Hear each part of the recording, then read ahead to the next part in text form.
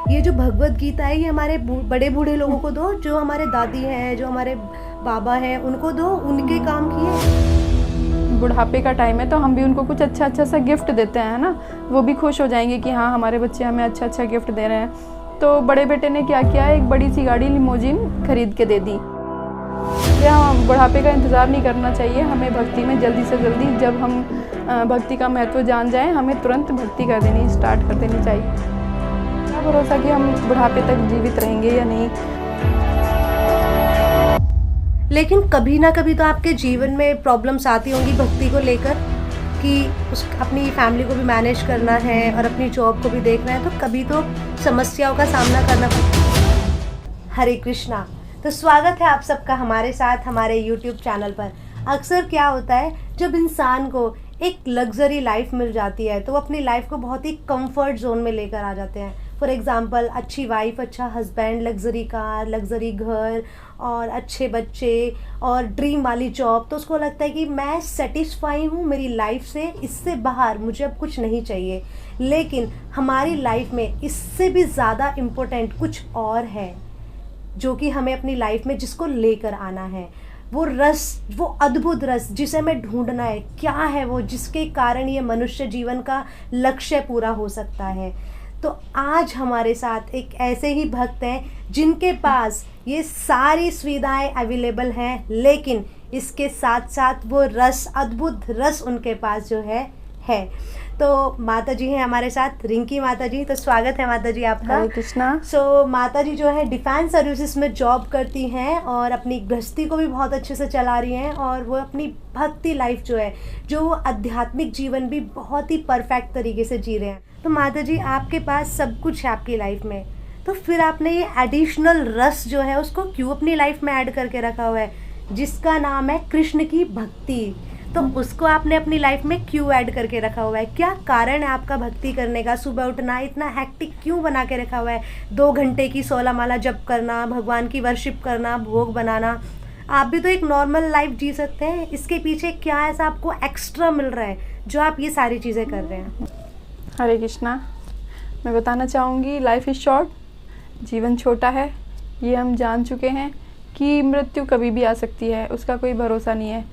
तो मृत्यु आने से पहले हमें कोई संदेश तो देगी नहीं, ना कोई कॉल करेगी, ना कोई ईमेल देगी। तो मृत्यु के क्षण आ जाए हमें नहीं पता, मृत्यु का कोई भरोसा नहीं है कि हमारा कब अंतिम क्षण हो। जैसे कि मैं एक एग्जांपल लेना चाहूँगी कि हमारे घर में जैसे आग लगी है, तो हम क्या करेंगे, बैठकर उसे देखेंगे, हम प्रयास करेंगे कि किस तरह उसे जल्दी से जल्दी बुझाया जाए और घर को बचाया जाए। उसी प्रकार ये संसार क्या है, एक दावानल है, चारों ओर आग ही आग लगी है। काम, क्रोध, लोभ, ईर्ष्या। तो इन सब से बचने के लिए हमें भगवान की शरण में जाना होगा। जब हम अपने को भगवान की शरण में लेके जाते हैं, हमारे अंदर भक्ति आती है, तो हमारे अंदर एक दास्य भाव उत्पन्न होने लगता है। और जैसे जैसे हम भक्ति में आगे बढ़ते जाते हैं, तो हम अपने को भगवान के दास का भी दास समझने लगते हैं। क्योंकि भक्त कभी अपने आप को सुपीरियर नहीं समझते, वो हमेशा दास्य भाव से अपने आप को देखते हैं कि हम भगवान के दास के भी दास हैं। और जब भक्त ऐसा सोचने लगेंगे तो उनके अंदर बहुत सारी बुरी आदतें, जैसे कि काम, क्रोध, अहंकार, ईर्ष्या, लोभ, ये धीरे धीरे अपने आप ही ख़त्म होते चले जाएंगे और कंट्रोल होने लगेंगे। इसलिए हमें निरंतर प्रयास करना है कि हम भक्ति को अपने जीवन में लाएं और उसमें आगे बढ़ते रहें, क्योंकि भक्ति हमारी टॉप मोस्ट प्रायोरिटी है। क्योंकि without spirituality life is waste, life बेकार है। क्योंकि जब जहाँ भक्ति नहीं है तो वहाँ पर लाइफ का क्या फ़ायदा। और जैसा कि आपने बताया माता जी कि हमारे पास सब कुछ है, कंफर्ट जोन है, नौकरी है, बच्चे हैं, परिवार है, मतलब बहुत खुशहाल वाली ज़िंदगी है। लेकिन ये कब तक है? जब तक हम यहाँ पर जीवित हैं। जैसे कि मृत्यु आएगी, ये सारा का सारा यहीं पे रह जाएगा, हमारे साथ केवल एकमात्र हरि नाम ही साथ जाएगा। तो इसलिए हमको अपने आप को तैयार करना है कि हम जब भगवान के समक्ष जाएं तो हम क्या लेकर आए हैं, कम से कम हमारे पास हरि नाम होना चाहिए ना। तो हरि नाम के महत्व को हमें समझना पड़ेगा और उसको भी अपने जीवन में लाना होगा, क्योंकि वो टॉप मोस्ट प्रायोरिटी है। अपनी फैमिली रिस्पॉन्सिबिलिटी भी बहुत ज़रूरी है, ड्यूटी भी बहुत ज़रूरी है, बच्चे भी बहुत ज़रूरी हैं, लेकिन सबसे ज़्यादा ज़रूरी क्या है? भक्ति। जब हम इसको समझ लेंगे तो हमें भक्ति में आना ही पड़ेगा। ग्रेट माता जी, थैंक यू सो मच कि आपने इतना नाइसली एक्सप्लेन किया कि क्यों आप भक्ति में आए और क्या कारण है जो अद्भुत रस का आप आस्वादन ले रहे हैं अपनी फैमिली के साथ, अपने आध्यात्मिक जीवन में आप इंजॉय कर रहे हैं। लेकिन माता जी अभी तो आप यंग हैं, तो जैसे कि मोस्टली हम जाते हैं, हमें बहुत से लोग मिलते हैं, यंग लोग मिलते हैं, या फिर कई बार जब डिस्ट्रीब्यूशन में जाते हैं तो बहुत सारे लोग हमें मिलते हैं, भगवत गीता के लिए बोलते हैं कि ये जो भगवत गीता है ये हमारे बड़े बूढ़े लोगों को दो, जो हमारे दादी हैं, जो हमारे बाबा हैं, उनको दो, उनके काम किए, उनके पास समय है अभी इसी को पढ़ने का। हमारा ये जो टाइम है हमें तो इंजॉयमेंट करना है, लाइफ अभी शुरुआत हुई है हमारी, हमें अभी मस्ती करनी है अपनी लाइफ में। तो आप भी अपनी लाइफ में इंजॉय कर सकते हैं, क्या ज़रूरत है अभी 2 घंटे बैठकर जपा करना और भगवत गीता पढ़ना, शास्त्र पढ़ना, क्या ज़रूरत है आपको? आप भी 55-60 की उम्र में जाकर आराम से भक्ति कर सकते हैं। हाँ माता जी, ऐसा नहीं है कि भक्ति कल कर लो, परसों कर लो, उसका भी एक समय होता है ना। जैसे कि प्रहलाद महाराज ने हमें बताया कि हमें भक्ति 5 साल की उम्र से स्टार्ट कर देनी चाहिए, लेकिन बहुत सारे लोगों को इसका ज्ञान नहीं मिल पाता। तो जिस दिन इसका ज्ञान मिले कि हमें भक्ति का क्या महत्व है हमारे जीवन में, भक्ति क्या है या फिर ये भक्ति क्यों ज़रूरी है, तो हमें उसी क्षण से भक्ति शुरू कर देनी चाहिए। हमें अपना जीवन का एक भी पल व्यर्थ नहीं जाने देना चाहिए। तो जैसे कि मैं एक एग्ज़ाम्पल बताना चाहूँगी कि एक बुज़ुर्ग आदमी था, वो पूरी लाइफ उसने बहुत मेहनत किया, बहुत संघर्ष करके अपने बच्चों को पढ़ाया, जॉब लगाया, शादी की, सबको वेल सेटल्ड किया और 60 साल में खुद रिटायर होके घर आ गया। तो बच्चों ने भी सोचा कि फादर ने बहुत ज़्यादा हार्ड वर्क किया है हमारे लिए, तो अब उनका बुढ़ापे का टाइम है तो हम भी उनको कुछ अच्छा सा गिफ्ट देते हैं, है ना। वो भी खुश हो जाएंगे कि हाँ हमारे बच्चे हमें अच्छा गिफ्ट दे रहे हैं। तो बड़े बेटे ने क्या किया, एक बड़ी सी गाड़ी लिमोजिन खरीद के दे दी कि पापा बहुत खुश हो जाएंगे कि इतनी बड़ी गाड़ी, सबसे बड़ी गाड़ी मेरे बेटे ने मुझे दी है। दूसरे बेटे ने कहा कि मैं अपने फादर को बहुत बड़ा सा बंगलो खरीद के देता हूँ, जिसमें 50 से भी ज़्यादा रूम थे। सोचा कि पापा को बहुत अच्छा लगेगा कि मेरे बेटे ने मुझे इतना आलीशान बंगला दिया है खरीद के। तीसरे बेटे ने सोचा कि बड़े भाइयों ने गाड़ी और बंगलो तो दे दिया, मैं कुछ अलग सा देता हूँ। मतलब पिताजी पूरा टाइम व्यतीत कैसे करेंगे ना वहाँ अकेले बैठे बैठे। तो पूरी टाइम तो उन्होंने पूरी लाइफ कभी भगवान का नाम नहीं लिया, भक्तों का संग नहीं किया। अभी उनके कान भी इतने ज़्यादा काम नहीं करते कि अच्छे से वो सुन सकें, आंखें भी कमज़ोर हो गई हैं और उनका शरीर भी बहुत कमज़ोर हो गया है, पढ़ भी नहीं सकते हैं वो। तो उन्होंने एक ऐसा तोता ख़रीदा और उसको बहुत मेहनत से भगवत गीता रटवा दी, जो कि सारे के सारे श्लोक भगवत गीता के 700 के 700 श्लोक उच्चारण कर सकता था। तीसरे बेटे ने क्या सोचा कि मैं अपने फादर को कुछ अलग सा गिफ्ट देता हूँ। बड़े भाई ने गाड़ी दे दी, दूसरे भाई ने बंगला दे दिया, मैं पिताजी के लिए कुछ आध्यात्मिक देता हूँ।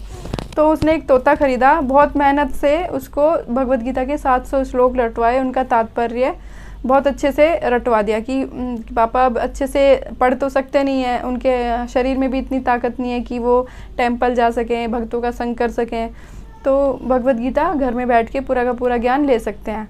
तो उनके फादर भी बहुत प्रसन्न हुए कि मेरे तीनों बेटों ने मुझे इतना अच्छा गिफ्ट दिया है, बहुत खुश हुए। 6 महीने बाद वो बहुत थोड़ा नाराज़ थे अपने बेटों से और उन्होंने बुलाया तीनों बेटों को, बोले कि आपने बड़े बेटे को बोले कि कैसी गाड़ी दी है मुझे, ये इंडिया में इतनी छोटी छोटी गलियां हैं, ये कहीं भी फंस जाती है, मैं घंटों उसमें फंसा रहता हूँ, मेरा समय भी बर्बाद होता है बहुत ज़्यादा, मैं परेशान हो जाता हूँ।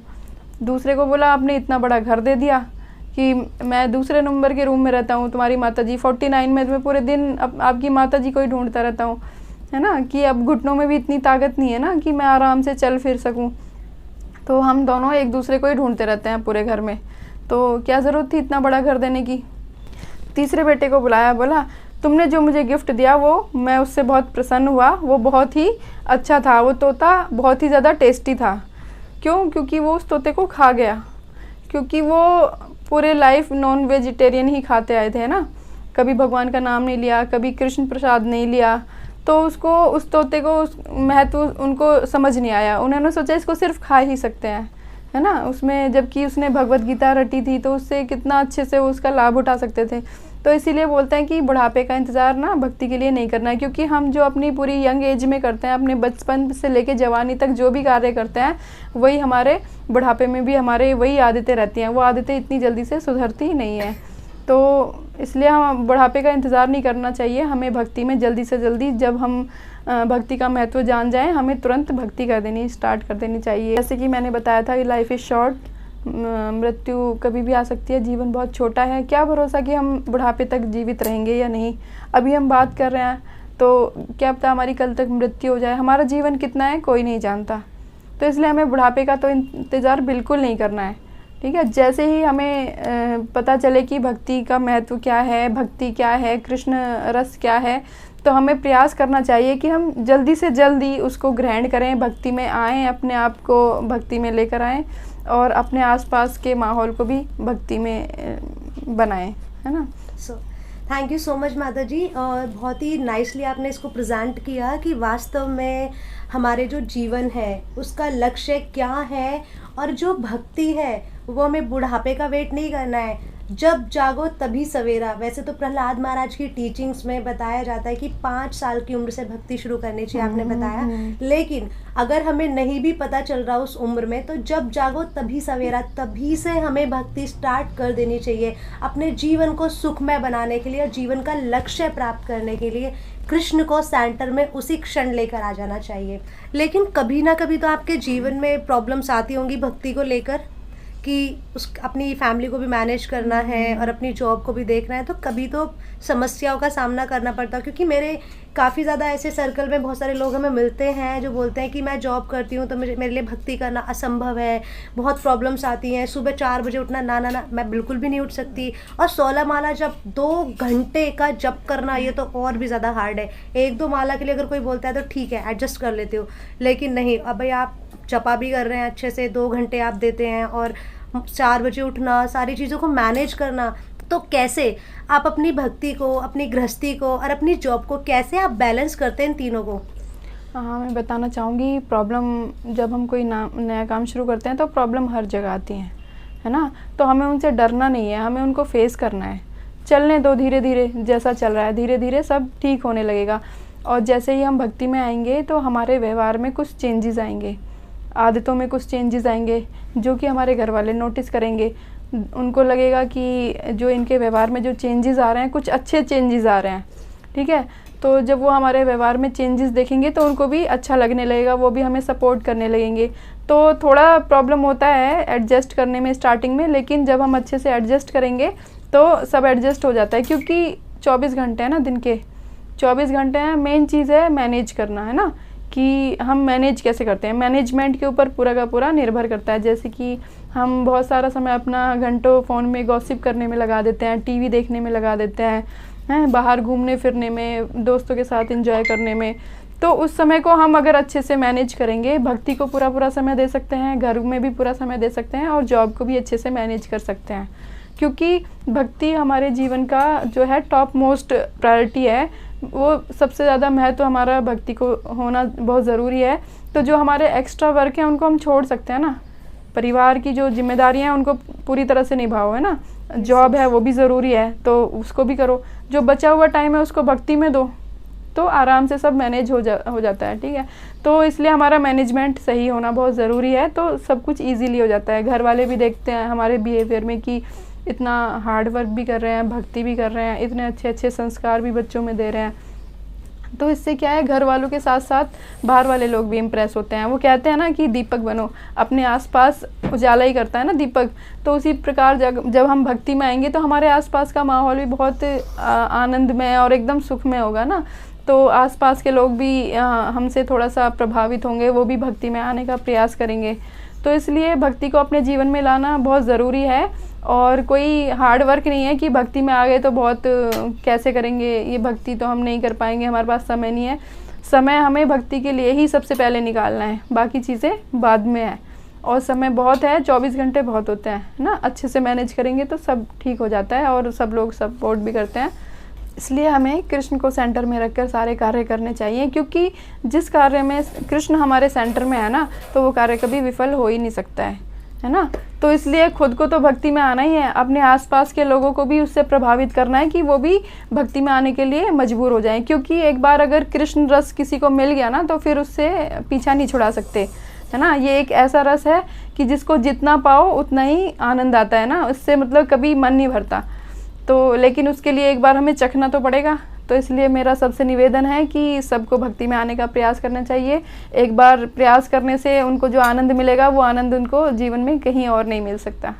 तो बस इतना ही कहना चाहूँगी। थैंक यू सो मच माता जी कि आपने इतना अच्छे से एक्सप्लेन किया और बाकी लोगों को भी बताया। काफ़ी ज़्यादा इंस्पायर हुए होंगे लोग, जो इनके मन में डाउट्स होंगे आई थिंक वो काफ़ी हद तक क्लियर हो गए होंगे कि कैसे अपनी गृहस्थी के साथ अपनी भक्ति की लाइफ को और अपनी जॉब को बैलेंस करना है। तो इसीलिए मनुष्य को भक्ति करना बहुत ज़्यादा ज़रूरी है। हमारे जीवन का जो मेन लक्ष्य है वो केवल है भगवान की प्राप्ति, और वो अगर नहीं पता चला अभी तक तो अभी पता चला है, अभी से और इसी वक्त से शुरू कर देना चाहिए भगवान का नाम लेना, उनकी भक्ति करना, जिससे कि हम अपने जीवन को सुखमय बना सके और इस संसार में एक आदर्श की दोबारा से स्थापना कर सके। So thank you so much